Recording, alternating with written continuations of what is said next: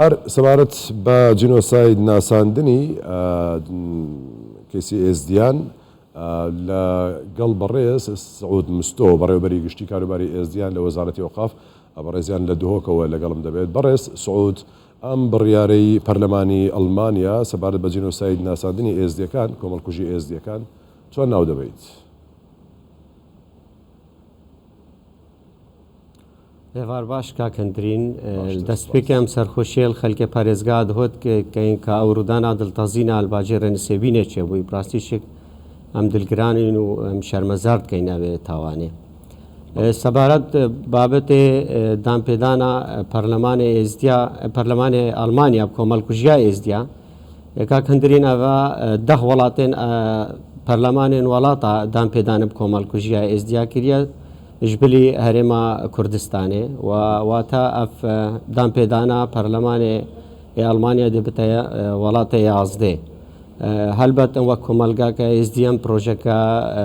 دیرۆکی القەلەمت تەین و ئەمیرۆگەلک دڵخۆشین کە پەرلەمانی ئەڵمانیا بڤی شێوازێ جێوازش پەرلەمانی دیپڕاستی و هەندێک خاڵت گرنگ ئاماژە پێدایەت وێدان پێدانێ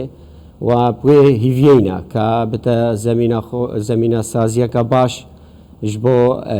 ڤەگەڕاندنا خەلکێمە بۆ سەرجی وارێوان بۆ ناساندنا کەیسا کۆمەڵکوژیا ئێزدیا ڕوێ یاساییدا و قەرەبووکردنا کەس و کارا و ئەو هەوڵ و بزافنت بەردەوام بن کەس و کارێت مێت تانۆکە چارە نویسێەوە نەدیار. بەڵێ بەڕێز سعود، ینی لە ماوەکانی ڕابردوودا کۆم بە تایبەتی ئەو ڕێکەوتنی شنگال کە کرابوو بۆ گەڕانەوەی ئاوەرەکانی شنگال و ئەو هێزانەی کە لە نێو شنگالن ئەوێ بەجێ بهێڵن، ئەنی ئەم بڕیارەی پەرلەمانی ئەوروپا کە تێیدا جگەلەوە 20 وڵات و ڕێکخراوی نێودەوڵەتی ینی لەسەر ئەم بابەتە بە جینۆسایدیان ناساندووە، دەکرێت بڵێن ئەم گرفتانی یاخدا و ڕێکەوتنی کە لەگەل لە ڕێکەوتنی شنگال هەبووە ئەمە چارەسەر بکرێت و ئاوەرەکان بگەڕن و ناوچەکانی خۆیان و ئەو هێزانێک کە لە شنگالن لەوێ نەمێنن. حتمان کویەکش خاڵن دڵخۆشکەرە کە تڕەشنویسە بڕیارە پەرلەمانی ئەڵمانیادایە کە ئامێژە پندێتن و هەندانە حکوومەتە بەغدایت دەتن پەماهەنگی لەگەل حکوومەتە هەرێما کوردستانێک کاوێ ڕێککەفنا سەر ئاساییکردنا دۆخی شنگارێ جێبەجێ بکەتن و خەلکی شنگارێ و کۆمەلگای ئێزدی هیوایە کە مەزنا بێ ڕێککەفنێ هەیە چەنگۆ ئەو زەمینە خۆش دەکەن کە خەلکێمە داویە پێش و ئازارێت ئاوارەبوونا بۆرین بتر 6 ساڵە بێ ژیانێ بینەتن و کەش و هەوایەکی ئارام و وڵاتێکی ئاوادان بەگەڕێنە سەرجی و وارێخۆ. هەلبەت ڕێکەفنا حکوومەتە هەرێما کوردستانی لەگەل حکوومەتە بەغدا سەر ئاساییکردنا وەزعی شنگارێ هیوایەکە و کلیلەکە بۆ چارەسەریە بارودۆخی شنگاری. تا ئێستا هەر هیوایەک هەبووە یانەوەی کە و ڕێکەوتنە جێبەجێ بکرێت، بەڵام لە دوای ئەمەوە دەکرێت بڵێ بەجددی کاری لەسەر دەکرێت و جێبەجێ دەکرێت. ئەبەستەکەم ئەوە بوو. ئەگەر المەشهد سیاسی بەغدای و حکوومەتە بەغدای برێنین کاکەندرین عراق وەک دەولەتێت سەر و سیما دەولەتە پێوە دیارنینە بحقیقەت شێک، یعنی وەک سازیێن دەولەتێن جێبەجێکار بڕیارە جێبەجێ بکەتن بەغدای نە ئەو هێزە هەیە ناو ئێرادا سیاسی هەیە. بەرهندێشێک ئێش خاڵن دڵخۆشکەرێن ئیرۆ دامپێدانە پەرلەمانی ئەڵمانیا ئەوە کە ئەم داواتکەین هەم حکوومەتە ئەڵمانیا چەنگو پەرلەمان ئەڵمانیا ئەوێ داوەتش حکوومەتە خۆ ئەتیحادیە ئەڵمانیت کە هەماهەنگی لەگەل جڤاکەی نەف دەوڵەتی کە فشارێ بێخنە سەر حکوومەتە بەغدایە بۆ جێبەجێکردن ئەڤێ ڕێکەفنێ چەنگولایەنێ بەرپرسیارت جێبەجێکردنا ئەڤێ ڕێکەفنێدا وازەحە کە بەغدایە دەخاتە سەر بەغدا بۆ هەم ئەمە بە جینۆساید بناسیێنێ هەمیش ئەم ڕێکەوتنە جێبەجێ بکرێت.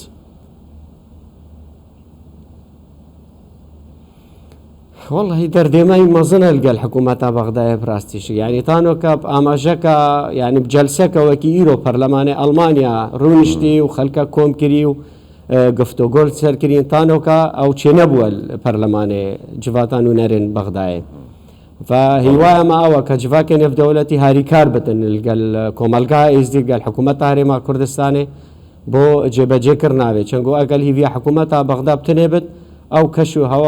کەش و ژینگەها سیاسیە یا بەغدای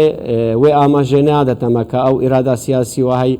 بۆ جێبەجێکرد ناوێت ڕێکەفتنێ مخابن. بەڵێ کاک سعود ینی وەک دەبینین وردە پەیتا وڵاتان لە نێو پەرلەمانەکانیان دەنگ لەسەرەوە دەدەن کە ئەم کۆمەڵکوژی ئێزدیان بە جینۆساید بناسێنن. ئەمە چەندین وڵات و ڕێکخراوی نێودەوڵەتی هەیە و هەر ڕۆژە یەکێکیان دێنە سەر هێڵ و بە جینۆسایدی دەناسێنن. پێت وایە کە وڵاتانی دیکەش لەسەر هێڵن و بێنە پێشەوە بۆ ئەوەی ئەم کۆمەڵکوژیە بە ئێزدی بناسێنن بە جینۆساید بناسێنن. بڕاستی ئەم مەمنونێت هەر وڵاتەکینەکە ئەو کۆمەڵکوژیە و دامپێدان هاتیەکردن کە ئەوە هاتیە سەرێ ئێزدیا کۆمەڵکوژیە و حقیقەتش کۆمەڵکوژیە هەموو پیڤەرێن نێودەوڵەتیەن یاسایی و وەک دادگەها لاهای یا تاوانێن تایبەت الوەدەرێ القەلەمدای هەموو ئەو مەرژنەل سەرێزدیا کردی تیرۆریستێن داعش کە ئەو کۆمەڵکوژیە لێکاکردنی پراستیشک ماگوت ئەوە وڵاتی یازدەیە ژبلی هەرێما کوردستانی دامپێدانێ بکەن لێت بوارێ واقعیدا کۆمەلگەها ئێزدی ئێش و ئازارێتوان هەر بەردەوام بووینە ڕوویە مرۆڤیڤە کە ئەوە سەر و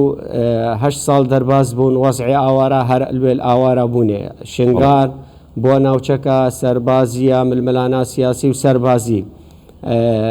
حقیقەت شک خەتاباتێن پەرلەمانێن دنیاە وەزعی ئێزدیانایەتە چارەسەرکردن ئەم پوێ هیڤینە کوتوارێ پراکتیکدا حکووماتێن ئەف وڵاتێ دامپێدان کردی کار بکەن سەروان خاڵێن و ئاوادانکردنا شنگارێ تێدا بتێن بە گەڕاندنا کەس و کارێت ما بۆ سەر عردێوان بتێن ئەف کەیسە بتە کەیسەکە کۆمەڵکوژیەکە نێودەوڵەتی کە دادگەهەکە تایبەت بێتەکردن ئەو کەسنە بنە محاسەبەکردنێ دەستێوانت تاوانێن کۆمەڵکوژیەدا کاکندرین تانۆکە بڕیارە هەریە درستیا هاتیە جێبەجێکردن کوە دڵخۆشکەرە بۆ ئێزدیا وەک پێنگاف بۆ ناساندنا کەیسە جنۆسایدا ئێزدیا بڕیارە ئەنجومانی ئاسایشە مەجلس الئەمنە 23 هەفتیونە کە تیما یونیتاتنەوە کار سەردکەتن کۆمکردنا بەڵگا لێ ئەم وێچە ئەمل هیڤیا هەندێنە کە ئەف قوناغا کۆمکردنا بەڵگا داوی بێتن و دادگاهەکە تایبەت بێتە دروستکردن بەغدایە و محاسبەوان کەسا بکەتن دەکو ئێزدی جارەکە دی تووشی کۆمەڵکوژیە نەبن. بەڵێ بەڕێز سعود مستۆ بەڕێوەبەری گشتی کاروباری ئێزدیان لە وەزارەتی ئەوقافی حکوومەتی هەرێمی کوردستان سوپاس بۆ تۆ لە دهۆکەوە لەگەڵمان بووی مادوومان کردیت. وەختێکی خۆش.